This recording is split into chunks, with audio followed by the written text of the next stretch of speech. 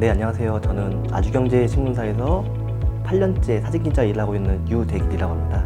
원칙이라고 하면은 저는 일단 제가 가장 우선적으로 생각하는 건 배려라고 생각을 하는데요. 제가 무턱대고 막 들이대가지고 찍게 되면 상대방도 되게 좀 불편해하고 저도 막상 찍으면서도 그림이 잘 안 나오기도 하고 해서 일단 상대방과 조율을 하면서 상대방이 좀 불편하지 않게, 그리고 저도 최대한 짧은 시간 안에 최적의 그 결과물을 만들기 위해서 배려하는 마음을 좀 많이 생각하고 있습니다.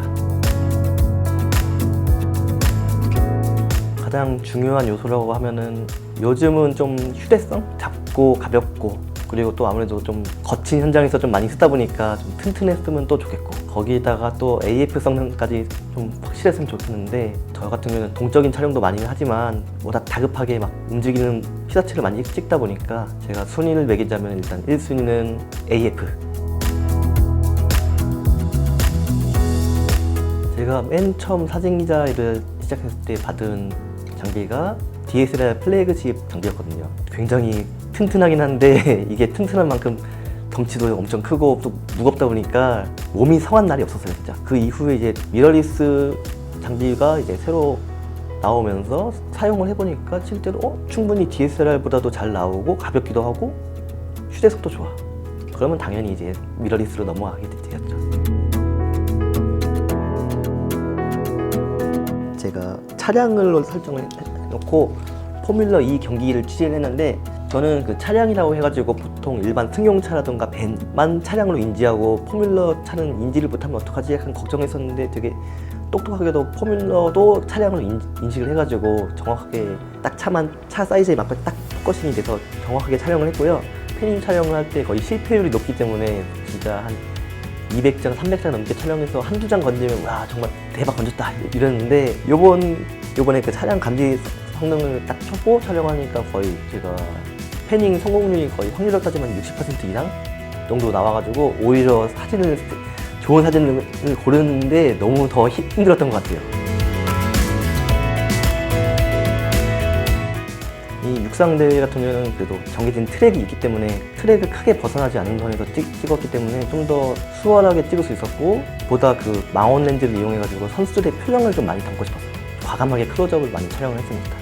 인물 AF 같은 경우도 되게 저는 솔직히 못 볼 줄 알았어요. 아무래도 그 조리개가 F8짜리기도 하고 또 워낙에 초망원이다 보니까 이 상태에서 얼굴 인식을 정확하게 할 수 있을까 걱정이 좀 많았는데, 그 걱정을 어떻게 보면 깼다? 놓치지 않고 초점이 다 얼굴에 인식되어 있는, 선글라스를 꼈는데도 정확히 얼굴 인식을 한다는 점이 되게 신기했던 것 같아요. 호흡 맞추는 건 생각보다 어렵진 않았고요. 그리고 무엇보다 좀 깜짝 놀랐던 게 40연사, 3연사, 20연사까지는 찍어봤는데 40연사라는 건 제가 상상도 못했고, 40연사인데 블랙아웃이 없고 이게 최대 1000컷 넘게까지 찍힌다. 이번에 포뮬러 그 경기 취재를 하면서 짧은 순간에 좀 길게 눌렀어요. 다다다닥 찍었는데 정말 찍히는지도 모르고 그냥 뚝 누르고 차가 없어진 다음에 손을 딱 뗐는데 이게 170 몇 장이 찍힌 거예요. 잠깐 사이에. 한 2초, 3초 사이에? 근데 사진이 전부 다 찍혀 있어. 포커스도 다 맞고. 와, 미쳤다.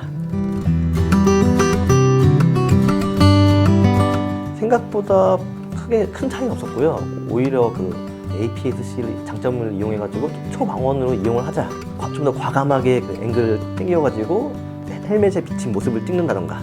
을지훈련 때 정말 멀리 저격수가 있었거든요. 그 저격수를 저 멀리서 땡겼는데도 크게 깨지지도 않고, 이런 걸 느껴보면서 와, 이거 크롭바디가 뭐 제가 걱정했던 것만큼 이렇게 떨어지는 친구는 아니구나, 오히려 이런 강점이 있구나, 이렇게 생각을 했습니다.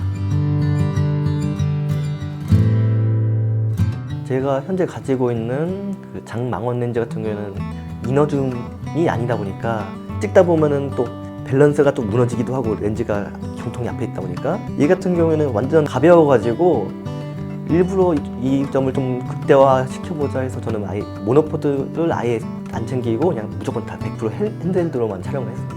그 결과도 굉장히 만족스러웠고 손떨방도 굉장히 좋았고, 일단 그 무엇보다 그 이너줌이라는 게 굉장히 좋았던 것 같아요. 고속 연사도 좋고 데이터도 많으면 좋긴 한데, 아무래도 용량적인 문제가 좀 나중에 장기적으로 가다 보면 이제 한계가 있을 거기 때문에 저희가 또 웬만하면 보통 파일을 다 백업을 해두는데 이런 식으로 가다 가면은 1테라 하드가 뭐 일주일도 안 돼서 다 꽉 쓸 수 있는 그런 수준이어가지고 데이터 관리가 좀 힘들 것 같아가지고 좀 더 저용량의 이미지 파일이 있으면 좋겠다 이렇게 생각을 하고 있어요. 초고속 40연사로 이제 무한정으로 찍는다 이렇게 되면은 HIF 파일이 좀 더 그 대중화되지 않을까 이렇게 생각하고 있습니다.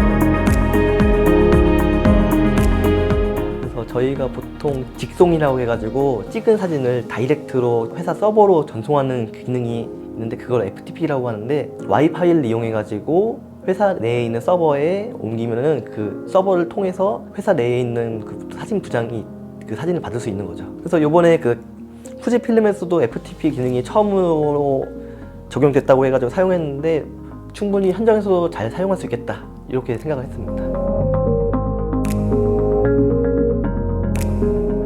현장은 보통 정말 한순간에 끝나요. 한순간에 끝나서 이거를 사진으로 기록을 하느냐 아니면 영상으로 기록을 하느냐 이거에 대해서 되게 고민을 많이 하거든요.